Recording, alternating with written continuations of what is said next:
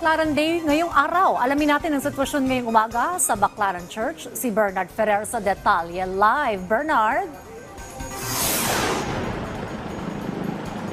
Dayan, tuloy-tuloy ang pagdating ng mga kababayan natin na magsisimba dito sa National Shrine of Our Mother Perpetual Health sa kabila ng masamang panahon. Alas 5:30 ng umaga nang simulan ang banal na misa sa National Shrine of Our Mother of Perpetual Health.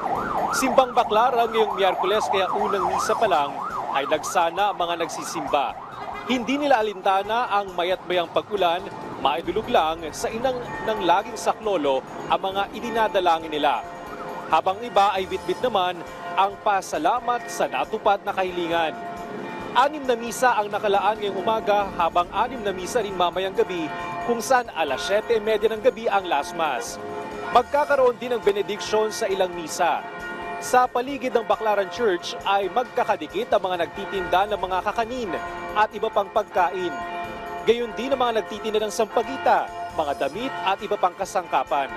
Mabilis pa naman ang takbo ng mga sasakyan sa service road habang wala rin problema sa bahagi ng Ross Boulevard, lalo na mga papuntang Macapagal Boulevard at vice versa.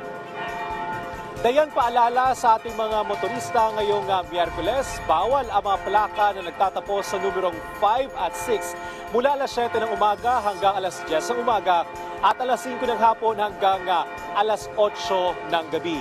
Makulimlim pa dito pero nagpapakita na ang haring araw. Pero paalala pa rin sa ating mga kababayan na papaalis pa lang ng kanilang tahanan, huwag kalimutan na magbaon o magdala ng payo. Balik sa iyo, Dayan. Maraming salamat, Bernard Ferrer.